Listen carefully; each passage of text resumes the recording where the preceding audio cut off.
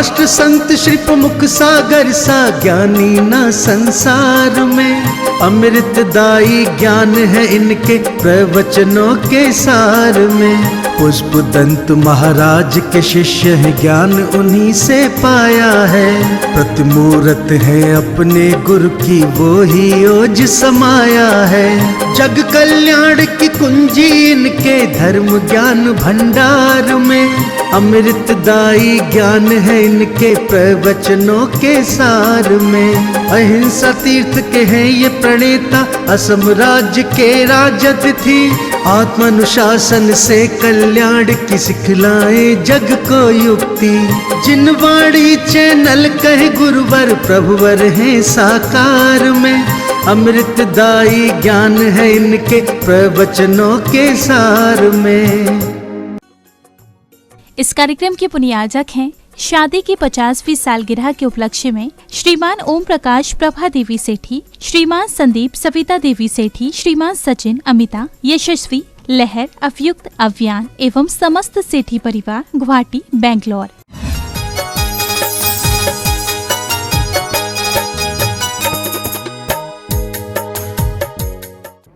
तो आप अभ्यास करो, चलते फिरते मेडिटेशन है, ध्यान है, श्वास की गतियों को समझने लग जाओ।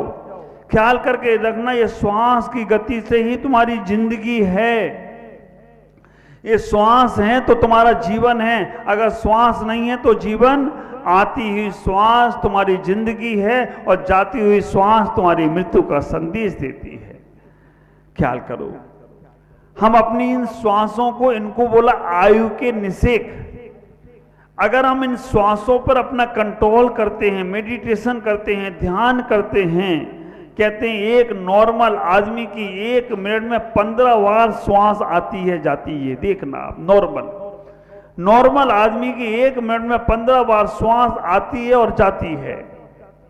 और वही आदमी जब बोलने लगता है, चलने लगता है, बोलने लगता है तो श्वास की गति 25 से 30 बार होती है।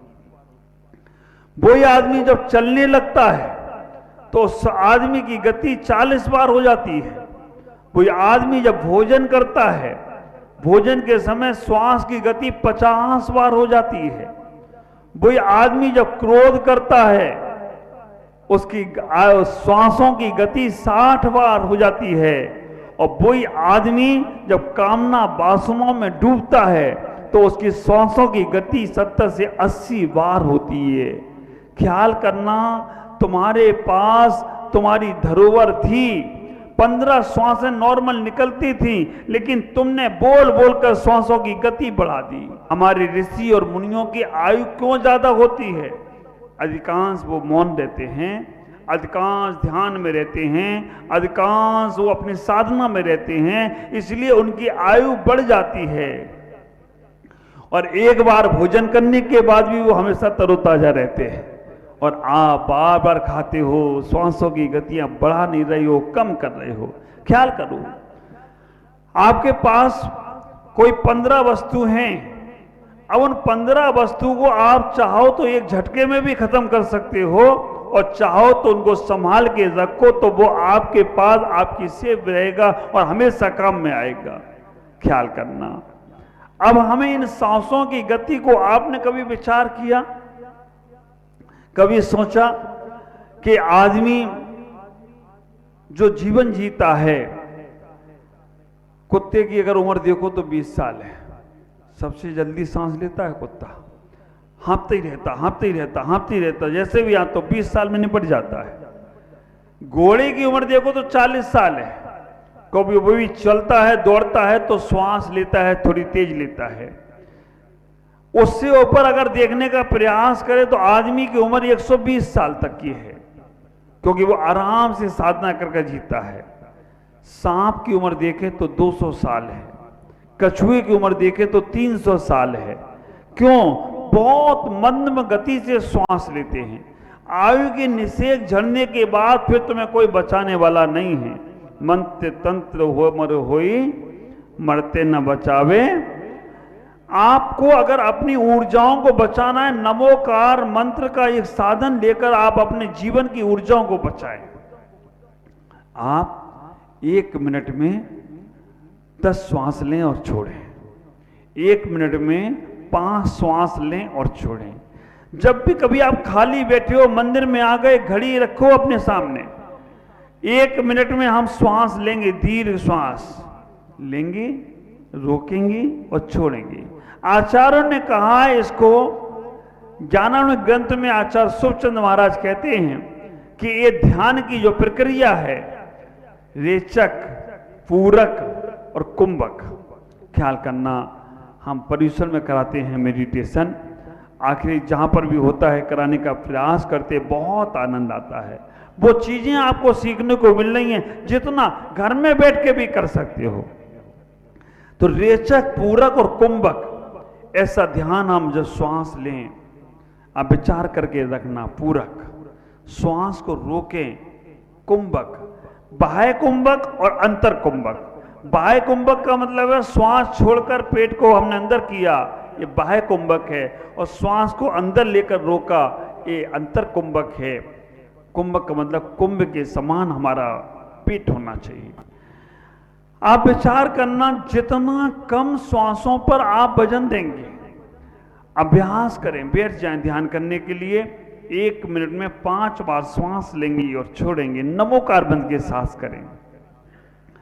अभ्यास करते करते करते करते 1 मिनट में 3 बार, 1 मिनट में 1 बार श्वास लेना और छोड़ना। आपको आश्चर्य होगा कि अगर ये मन हमारा चंचलता रुक जाती है अंतर मूर्त के लिए भी, तो हमें केवल ज्ञान प्राप्त हो सकता है। अंतर मूर्त में भरत चक्रवर्ती को 1 मुहूर्त में केवल ज्ञान प्राप्त हो गया। अंतर मूर्त के लिए भी मन की चंचलता रोकना है, तो श्वासों के माध्यम से रोकने का प्रयास करो। जिनका मन बहुत चंचल रहता है, कहते महाराज मंदिर में जाएं तो मन ही नहीं लगता है, मन इधर उधर चला जाता है। ख्याल करना, 2-3 तरीके हैं उन मन की चंचलता को रोकने के। जब भी आप मंदिर में जाएं या मन की चंचलता को रोकना है, तो अपनी जिह्वा को उल्टा करके तालू से लगा लें, मुंह बंद कर लें। तालू से लगा लें, मुंह बंद कर लें, आपका मन भटकेगा नहीं, मन बिल्कुल शांत होता चला जाएगा, मन एकाग्र होता चला जाएगा। आपको तालू से जिह्वा लगाकर बैठ जाना है, ध्यान करना है। पहला, मन की चंचलता को रोकना है। दूसरे नंबर पर आप ज्ञान मुद्रा में बैठ जाएं, तीनों उंगली सीधी, अंगूठे से तर्जनी को पुश करके आराम से बैठ जाएं, जिह्वा तालू पे लगे। तीसरा तरीका, जिह्वा का आगे का हिस्सा हम दोनों दांतों के बीच हल्के से दबाएं। आप विचार करके रखना, हल्के से दबाने से आपका मन की चंचलता रुकेगी, जोर से मत दबाना, नहीं तो गड़बड़ा जाएगा मामला। आप इतना ही विचार करके रखना, हम मन की चंचलता को रोकने के लिए अपने प्रयास करते हैं। हम पंच परमेष्टि का ध्यान करें, पंच परमेष्टि के नमोकार मंत्र का पाठ करें, पंच परमेष्टि के उस चिंतन को करने का प्रयास करें। मैं आपको जो क्रिया, जो चर्या जो आज बता रहा हूँ, खारू पेटे वालों, बहुत पुण्य है आपका जो इस चीज में जो कला सिखा रहा हूँ। क्योंकि हम जैन कुल में जन्म लेने के बाद हम बाहर भटकते हैं, हमें बाहर भटकने की आवश्यकता नहीं है। हमारे पास नमोकार में सब कुछ समाहित है। हमारे पास नमोकार मंत्र में एक से एक चीजें हैं, एक से एक। मैं बताऊंगा, अभी जितने दिन यहाँ रहूंगा नमोकार की चर्चा करूंगा। आप विचार करके रखना, एक से एक चीजों को समझने का प्रयास करना। हम जब नमोकार मंत्र के उस महत्व को समझने का प्रयास करते हैं, हम अपने शरीर में पांचों परमेष्टियों को कहाँ विराजमान करें। जब हम ध्यान करने बैठे हैं, नमो अरिहंताणम बोलते हैं, अरिहंत भगवान को यहाँ पर विराजमान करो। जैसे ये शरीर, तुम्हारा सर गोल है, वैसे अरिहंत भगवान का समूषण भी गोल है। अरिहंतों का स्मरण करो तो यहाँ पर पूरा गोल, यहाँ पे अरिहंतों को बैठा लो। अरिहंतों को जब यहाँ बैठा लो, लाल कलर का चिंतन करो, लाल कलर का स्मरण करो। नमो सिद्धालम जब बोलो आप, तो आंखों में जैसे सिद्धशला बनी है, आंखों की पलकें हैं, ऐसे ही सिद्धशला है। तो हम नमो सिद्धालम बोले तो आंखों पे सिद्धों को बैठा ले। नमो आयरियालम जब बोले, सिद्धालम बोले तो सफेद रंग का चिंतन करना चाहिए। नमो आइडियालम जब हम बोले, नासिका पर ध्यान करें, नासिका पर ध्यान करें और कलर पीले कलर का कलर होना चाहिए। नाक के अग्रभाग पर आचार परमेष्टि को बैठा लें। जब नमो ओवज्झायाणम बोले तो जिह्वा पर हमें उपाध्याय परमेष्टि को बैठाना, क्योंकि वो सरस्वती की देन है। और हरे कलर का ध्यान करें। और जब नमो लोए सौ साहुणम बोले, सर्वांग पर, पूरे शरीर पर साधु का स्मरण करना चाहिए। ये पांचों परमेष्टियों को, अरिहंतों को लाल, सिद्धों को सफेद, आचार्यों को पीला, उपाध्याय को हरा और सर्वांग में साधु को काला कलर का स्मरण करना चाहिए। हम ये पांचों परमेष्टियों को जब मंत्र पढ़ते हैं, हमारा रोम रोम तैयार होता है। क्योंकि कहा करते हैं, तीर्थों में तीर्थ अगर कोई है तो वो सब में शिखर है। तीर्थों में तीर्थ अगर कोई है तो वो सब में शिखर है। ग्रंथों में ग्रंथ कोई अगर है तो वो समय सार है। संतों में संत अगर कोई है तो वो शांति सागर है। और मंत्रों में मंत्र कोई है तो वो नमोकार मंत्र है। नमोकार मंत्र ही सबसे श्रेष्ठ मंत्र हुआ करता है। विचार करके रखना, अगर नमोकार हमारे पास है तो संसार की सारी दौलत है। नमोकार मंत्र के पांचों परमेष्टियों को नमस्कार करते समय एक दूसरा चिंतन और करो। मेरे आचार्य भगवान गुरुदेव पुष्पदंत सागर जी महाराज इस नए चिंतन को देने का प्रयास करते हैं। वो कहते हैं कि नमोकार मंत्र का आपको अगर स्मरण करना है तो पांचों परमेष्टियों का चिंतन करो। अरिहंतों को हम नमस्कार क्यों कर रहे हैं, विचार करना। नमस्कार में चमत्कार में निकल कहा था, अरिहंतों को नमस्कार हम क्यों कर रहे हैं? अरिहंतों को नमस्कार इसलिए कर रहे हैं, वो अरिहंत भगवान है इसलिए नमस्कार नहीं करो। हम लोग बनिया व्यक्ति हैं, हमारे पास सारे लॉजिक हैं। बनिया व्यक्ति बहुत होशियार होता है, इतना होशियार होता है कि वो भगवान को भी चक्कर में डाल दे, है ना। आपने मेरा उदाहरण वो जिनवाणी चैनल पे सुना ही होगा और पहले भी सुना होगा कि एक बनिया व्यक्ति भगवान के पास गया। भगवान ने कहा मैं तेरे से खुश हूं, मांग क्या मांगना है, तुम्हें जो वरदान मांगना है मैं दूंगा।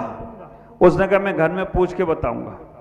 घर में आया, मां से पूछा मां क्या मांगू, भगवान आज कुछ देने वाला है। मां ने कहा बेटा मैं आंखों की रोशनी कम हो गई, भगवान को देख नहीं पाती हूं, किसी को भी नहीं देख पाती हूं, इसलिए मैं आंख मांगना चाहती हूं, मेरे लिए भगवान से आंख मांग लो।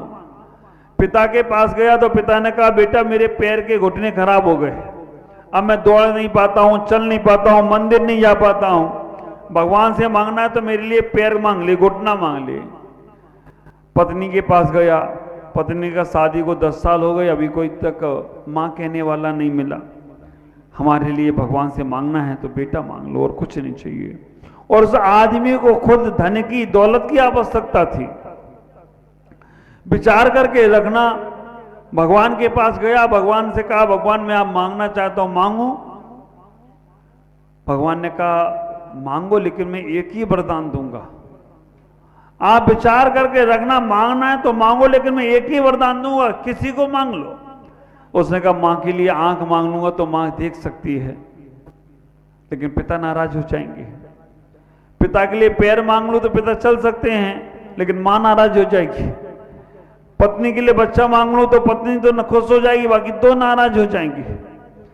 और मुझे खुद धन की आवश्यकता है, मैं अपने धन के लिए तो भगवान की पूजा करता था, खुश कराता था, लेकिन अब वो नहीं मांगू तो हम भी, हमारा कैसे काम चलेगा।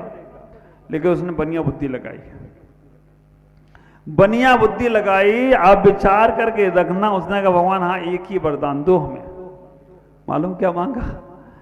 उसने भगवान से कहा भगवान मेरी मां अपने पोते को अपने पति के साथ सोने के जूते चप्पल पहनकर दौड़ती हुई देखी। आप विचार करके रखना, उसने एक ही वरदान मांगा, मेरी मां अपने पोते को अपने पति के साथ सोने के जूते चप्पल पहनकर दौड़ता हुआ देखे। परमात्मा भी चक्कर में पड़ गया।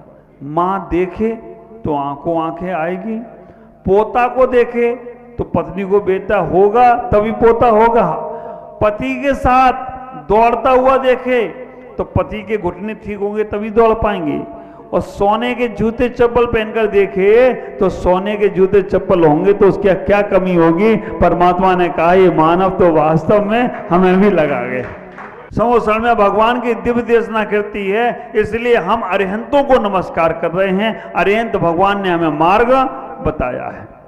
नमो सिद्धाणम, जब हमें मार्ग मिल गया तो फिर नमो सिद्धाणम क्यों बोल रहे हो? मैं आपको सोच दे रहा हूं, जो नमोकार मंत्र तुम वर्षों से जप रहे हो पहले उसे शुद्ध करो, फिर क्यों जप रहे हो, क्यों नमोकार मंत्र पढ़ रहे हो, कैसे पढ़ना है, वो सब तरीके आना चाहिए। सिद्धों को नमस्कार क्यों किया? तो कहा कि हमारा सबका लक्ष्य सिद्ध बनने जैसा है। आप विचार करके रखना, हम सब लोगों का लक्ष्य है सिद्ध बनना। सिद्ध बनना है या गिद्ध बनना है? सिद्ध बनना है। तो जो हमें मंजिल है वो सिद्धाणम है। अगर हमें मंजिल ही नहीं मालूम पड़ेगी तो मार्ग में क्या करोगे? मार्ग से निकलकर मंजिल की तैयारी करना है। ख्याल करके रखना, मार्ग का पत्थर तुम्हें दिख जाए और उसे पकड़ के बैठ जाओ तो कभी मंजिल पे नहीं पहुंचने वाले हो। मार्ग के पत्थर को देखकर आगे बढ़ते हो तो सिद्ध, तो लक्ष्य की प्राप्ति होती है। ख्याल करना, नमो अरिहंताणम बोला इसलिए उन्होंने मार्ग बताया। नमो सिद्धाणम, सिद्ध बनने जैसा लक्ष्य है। तो जो तुम्हें बनना है उन्हें नमस्कार करो, जिनने तुम्हें मार्ग बताया उन्हें नमस्कार करो, भूलो नहीं। अरिहंतों ने मार्ग बताया इसलिए हमने नमस्कार किया। सिद्ध जैसा मुझे बनना है इसलिए हमें नमस्कार करना है। नमो आयरी आयणम, क्यों? हमें मार्ग भी मिल गया, मंजिल भी मिल गई, अब नमो आयरी आयणम क्यों बोलते हो? मार्ग तो मिल गया, मंजिल का पता भी चल गया, लेकिन मार्ग पे चलाएगा कौन? चलाने वाला कौन? आचार। वो जब तक दीक्षा नहीं देंगे तो मार्ग पर चलोगे कैसे और मंजिल को पाओगे कैसे? इसलिए कहा नमो आयरियाणम, आचारों को भी नमस्कार करो। अब चलने भी लग गए, मार्ग भी मिल गया, मंजिल भी मिल गई, फिर नमो ओवज्जायाणम क्यों बोलना? तो कहा चलाने वाले ने एक बार तो चला दिया, नमो ओवज्जायाणम, क्योंकि अब तुम सही चल रहे हो या गलत चल रहे हो, तुम्हारा मार्ग सही है या गलत है, ये उपाध्याय परमेष्ठी समझाएंगे। कभी भटकते हो, कभी तुम्हारे मन इधर उधर भटक रहे हैं तो तुम्हें उपाध्याय परमेष्ठी समझाएंगे, और जो तुम्हें मार्ग बता रहे हैं, समझा रहे हैं, क्योंकि आचार्यों ने तो दीक्षा एक बार दे दी, बाद में तुम्हारा मार्ग प्रशस्त करने वाले उपाध्याय हैं, तो उपाध्याय को भी नमस्कार करो। समझाने वाले मिल गए, चलाने वाले मिल गए, मार्ग मिल गया, मंजिल मिल गई, अब नमो लोय सब सौलम क्यों बोलना? कहा कि पढ़ाने वाले ने 1 घंटा पढ़ाया, 2 घंटा पढ़ाया, दीक्षा वाले ने एक बार दीक्षा दे दी, लेकिन एक बात विचार करना, नमो लोय सब सौलम इसलिए कि साधुओं के साथ रहना है, इसलिए नमो लोय सब सौलम बोलो। आज इतना ही कहूँगा। 5 परमेष्ठियों को जो हमें नमस्कार करना है, एक बार महसूस करो। ये 4 दिनों में मैं पंच परमेष्ठी की महत्वता आपके अंदर डालना चाहता हूं, क्योंकि मैं चाहता हूं कि आपके अंदर वो 5 परमेष्ठी होना चाहिए। आपके शरीर में, उन शरीर से, इस शरीर से ही 5 परमेष्ठी की प्राप्ति होगी।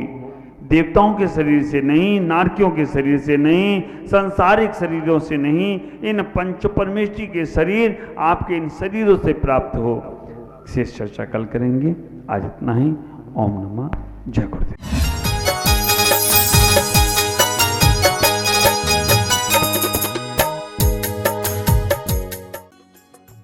इस कार्यक्रम के पुण्यार्जक थे शादी की 50वीं सालगिरह के उपलक्ष्य में श्रीमान ओम प्रकाश प्रभा देवी सेठी, श्रीमान संदीप सविता देवी सेठी, श्रीमान सचिन, अमिता, यशस्वी, लहर, अवयुक्त, अव्यान एवं समस्त सेठी परिवार, गुवाहाटी, बेंगलोर।